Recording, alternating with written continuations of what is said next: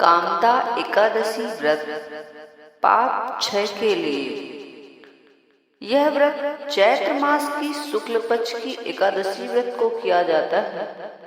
पुराणों में कहा गया है कि चर और अचर सहित इस संसार में कामदा एकादशी व्रत के अधिक उत्तम और कोई दूसरी एकादशी व्रत नहीं है। वैसे तो एकादशी व्रत का प्रादुर्भाव उत्पन्ना एकादशी व्रत से ही माना जाता है। इसका व्रत रखने से वैकुंठ धाम की प्राप्ति होती है। सब तरह के पापों का जैसे पापों से भी छुटकारा मिलता है, पिशाचत्व दूर होता है। इस व्रत को करने से समस्त मनोकामनाएं पूर्ण होती हैं।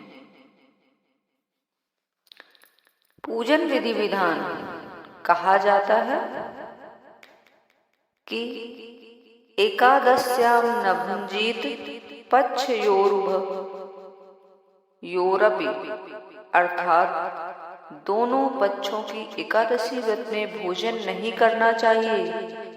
दशमी को यानी व्रत के पहले दिन जौ, गेहूं, मूंग से बने पदार्थ दोपहर के भोजन में एक विधान है।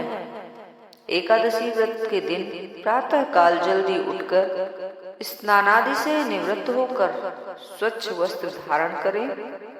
व्रत का संकल्प ममाखिल पाप क्षय पूर्वक प्रीति कामनया कामदय एकादशी व्रतम करिष्ये कहकर रात्रि में भगवान को झूले में बैठाएं।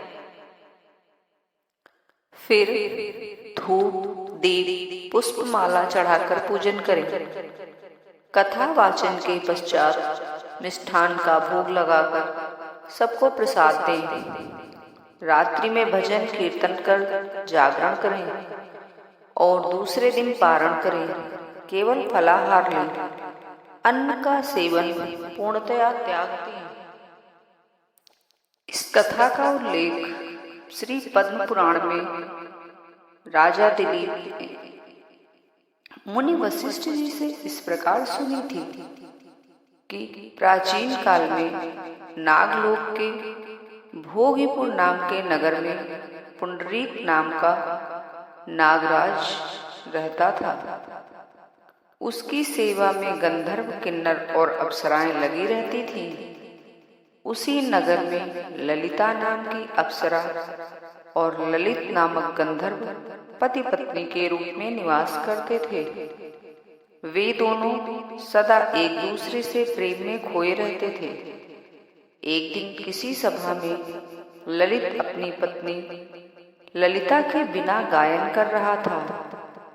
गायन में गलतियां होने पर वे श्रापित हुए और राक्षस बन गए। ललिता ने जब अपने पति को इस रूप में देखा तो वह दुखी हो गई। अपने पति को श्राप मुक्त करने के लिए वह जगह जगह भटकने लगी। एक बार जब वह भटकती हुई विंध्याचल के शिखर पर पहुंची तो वहां ऋष्यशृंग मुनि का आश्रम मिला। मुनिराज ने अपना पूर्ण परिचय देते हुए अपना दुखड़ा सुनाया। अपने पति की राक्षस गति से मुक्ति का उपाय जब ललिता ने ऋषि से पूछा तो ऋषि बोले, इस समय चैत्र मास की शुक्ल एकादशी व्रत का दिन है। सब इच्छाओं को पूर्ण करने के कारण इसका नाम कामदा है।